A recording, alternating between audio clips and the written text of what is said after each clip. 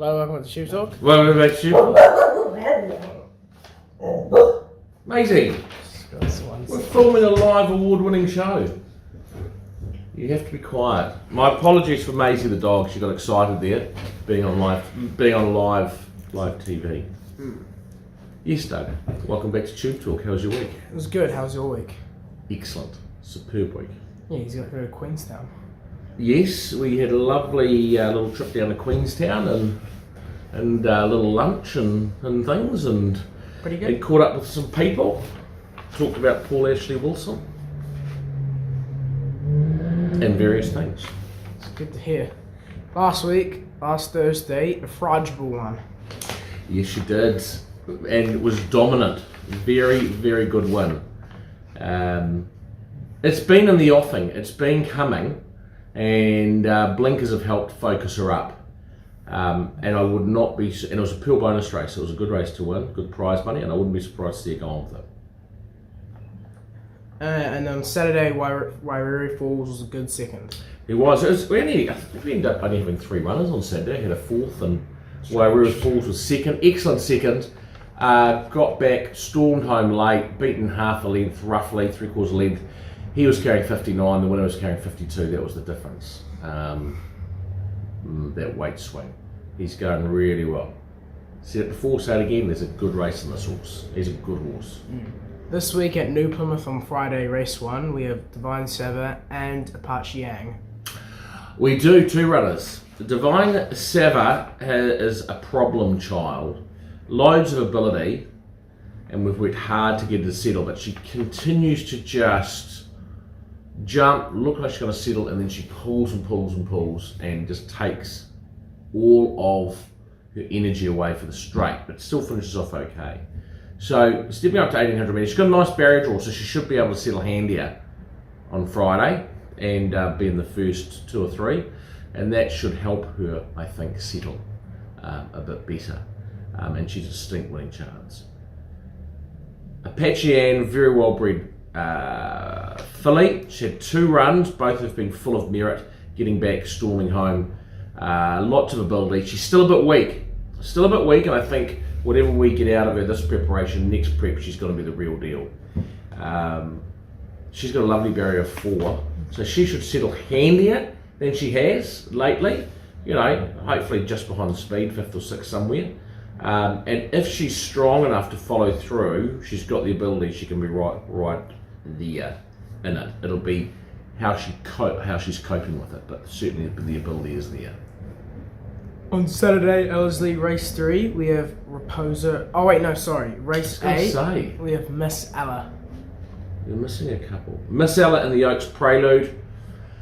2 starts ago, won by 10 lengths. Last start, she was good in the Karaka Million Mile, just they went too hard and everything up front stopped, and she actually kept fighting. It was full of merit. 1800 metres should hold no worries for her. Barrier 6, Michael McNabb on. She should get a nice run in transit, and she's a very good top 3 chance. And then race 9 is Firestock. I like this horse. It's really going to make a racehorse. You might look at its form and go, 900, but it needed its first run over too short. Second up, it was actually very unlucky. It was coming for a run, the gap closed. And third up, she was just a bit field shy and things, but all the jockeys like her. All the jockeys say she's got a really good ability, this horse. Again, another one of those Tavistock fillies, she's just a bit weak.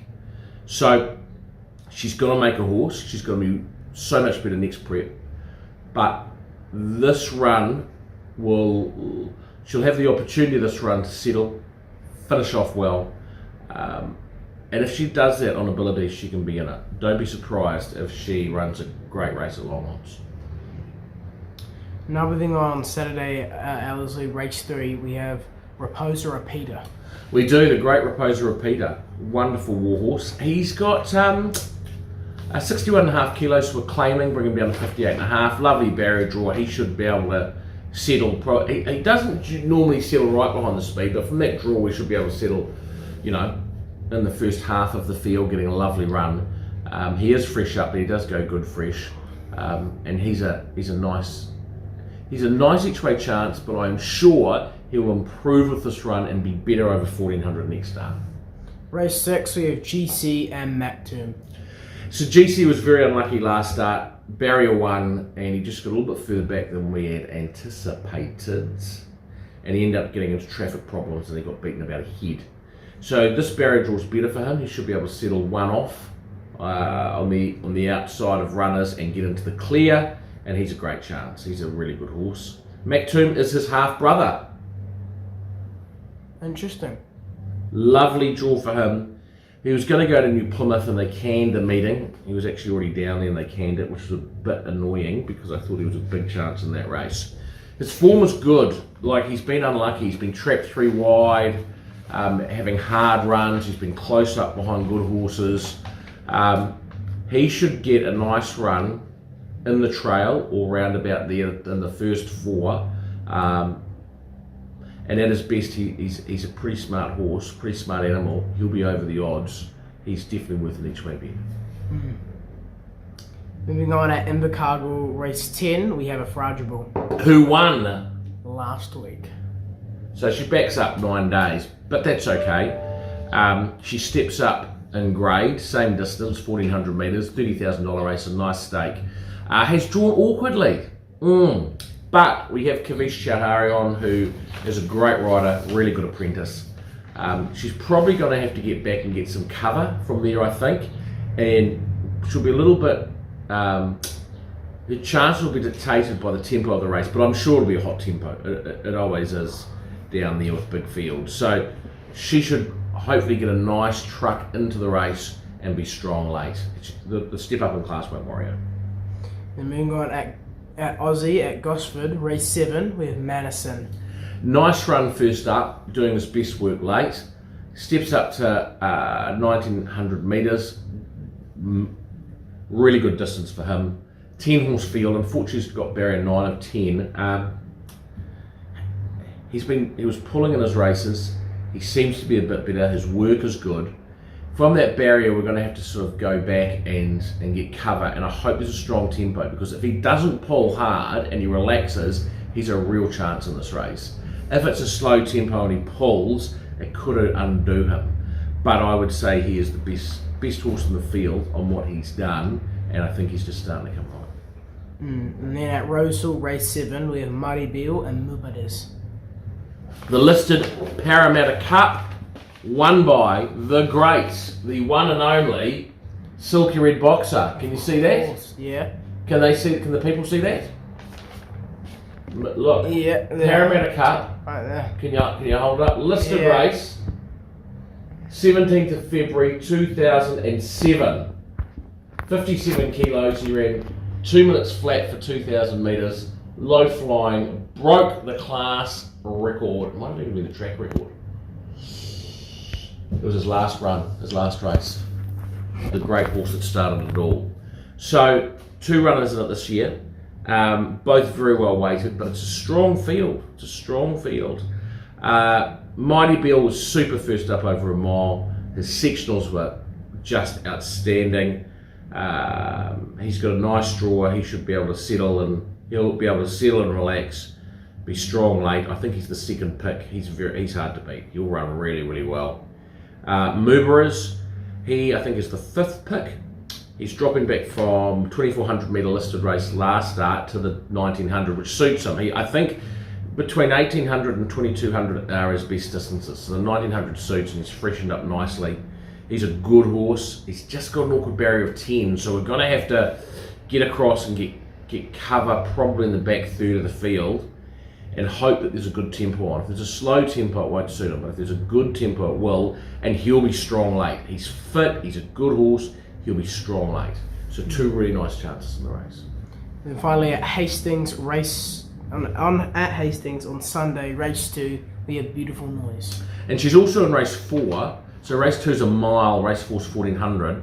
She's got drawn barrier 1 in race 4, but I think we'll run in race 2. She's got barrier 5, Sarah McNabb on. Look, she's a nice filly. She's just weak, and we've talked about a couple of Tavistock fillies. She's another one. They have ability, but they just take a little bit of time to mature.